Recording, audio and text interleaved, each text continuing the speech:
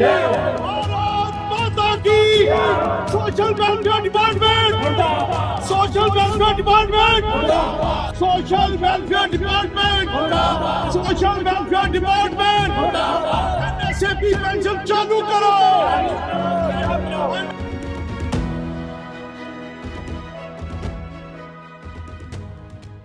नमस्कार, आप देख रहे हैं पंजाब केसरी टीवी और मैं हूं लोकेश वर्मा। हीरानगर डेवलपमेंट फोरम के प्रेसिडेंट धीरज गुप्ता जी हमारे साथ हैं और आज प्रदर्शन भी किया गया थोड़ी देर पहले सोशल वेलफेयर डिपार्टमेंट के खिलाफ हीरानगर में। क्या कुछ मुद्दे थे इनके, किस लिए इन्होंने प्रदर्शन किया है और पिछले कुछ दिनों से लगातार प्रदर्शन चल रहे हैं हर एक डिपार्टमेंट के खिलाफ, क्या मुद्दे हैं? क्योंकि अब कहीं ना कहीं ये सामने आ रहा है कि पिछले 10 सालों से कोई लोगों के हित में बात करने वाला कोई नहीं था। अब कुछ हफ्तों से ये सामने आ रहा है कि लोगों के हित की जो मांगे हैं, जो डिमांडे हैं, वो ये अपने थ्रू रख रहे हैं। पहले तो स्वागत है पंजाब केसरी में। धन्यवाद रुपेश जी। क्या रहा, लगातार प्रदर्शन चल रहे हैं, आज भी सोशल वेलफेयर डिपार्टमेंट के खिलाफ प्रदर्शन किया, क्या मांग थी और किस मुद्दे को लेकर प्रदर्शन? सबसे पहले तो लोकेश जी आपका धन्यवाद, आज आपने अपना कीमती समय हमारे इस प्रोग्राम के लिए निकाला। लोकेश जी, बात ऐसे है कि एक लिमिट होती है किसी भी चीज को सहने की। अब वो वक्त आ गया है कि हमें हर आदमी को अपने हक के लिए आवाज उठानी होगी। इसी को लेकर हमने ये हीरानगर डेवलपमेंट फोरम का गठन किया। जैसा कि आप जानते हैं कि पिछले 10-12 दिनों में हमने हर एक दफ्तर के, हर एक ऑफिस के मुद्दे को टच करने की कोशिश की है। मेरे साथ ही है मेरे चेयरमैन श्री जोगेंद्र पाल शर्मा जी, सेक्रेटरी जनरल श्री शिवदेव जी, सीनियर वाइस प्रेसिडेंट हमारे विजय शर्मा जी। एक हमारी एक कंसेंट बनी कि लोग अपने छोटे छोटे कामों के लिए दर बदर भटक रहे हैं, कोई भी उनकी सुनवाई नहीं हो रही। आप स्टेट की बात ले लीजिए, टू गवर्नमेंट पॉलिसी पे यहाँ पे गवर्नमेंट चल रही है। जो काम हमारे मंत्रियों को करना चाहिए वो कहते हैं कि एलजी साहब नहीं करने दे रहे, एलजी साहब को जो करने चाहिए वो कहते हैं कि मंत्री नहीं कर रहे। इसी को देखते हुए हमने एक ये अपनी कंसेंट बनाई कि हम हीरानगर की आवाज बुलंद करेंगे। टल्ली से लेके लोंडी, लोंडी से लेके कोटपुन्नू तक, ये पूरा एरिया सुंजमा, ये एक ऐसा हमारा इन सभी जगहों पे जाने के बाद ये हमारा विचार बना, एक साझा प्रयास हुआ कि क्यों ना एक ऐसा गठन हो, एक ऐसी फोरम बनाई जाए जो इन मुद्दों को लेके कम से कम प्रशासन तक तो रखे। आज जैसे कि आप देख सकते हैं पिछले 1 साल से एनएसएपी की हमारी पेंशन बंद है, national social assistance pension scheme, उसके लिए लोग भटक रहे हैं। खाली हीरानगर ऑफिस की बात की जाए, हमने डाटा कलेक्ट किया, 1000 बंदे की यहाँ पे पिछले 1 साल से पेंशन बंद है।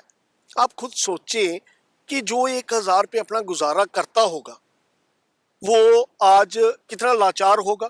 उसका ये जो एक गवर्नमेंट की तरफ से एक उसको सपोर्ट थी वो भी पिछले 1 साल से बंद है, लेकिन किसी ने भी इस तरह की आवाज उठाने की जहमत नहीं उठाई। हम मानते हैं कि इलेक्शन में चलते रहे, 2 इलेक्शंस ऊपर नीचे हुई हमारी, लेकिन अब तो कोई आगे आए।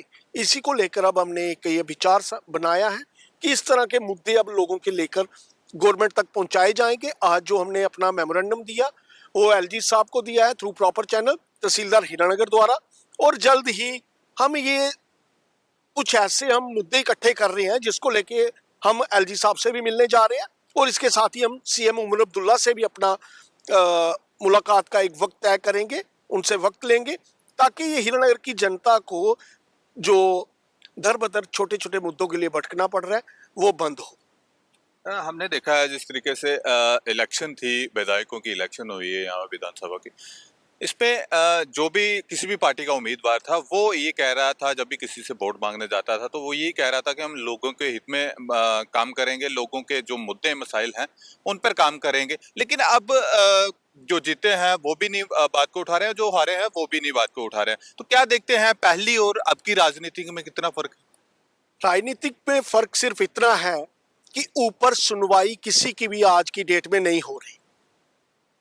कोई भी काम सेक्टर में आप चले जाइए, कोई भी कमिश्नर सेक्रेटरी प्लानिंग में लेकर इन लोगों को कोई नहीं पूछा जा रहा।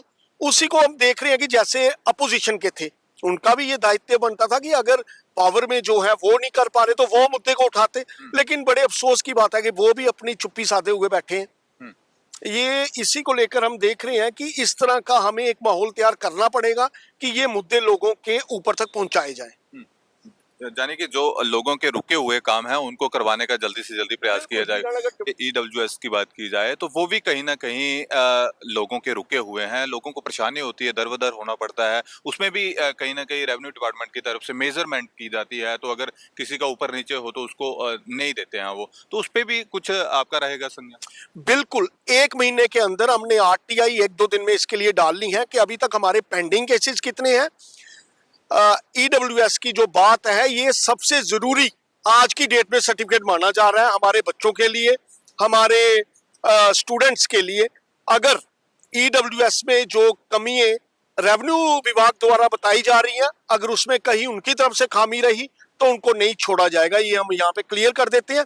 RTI इसी हफ्ते मतलब सोम मंगलवार तक हम RTI डाल के जितने पेंडिंग केसेस हैं ये पूरी तहसील हीरानगर के हम तहसील मडीन के हम ये लेकर इनका डाटा लेकर हम आगे की कार्रवाई के लिए आगे बढ़ेंगे। चलो, बहुत बहुत धन्यवाद।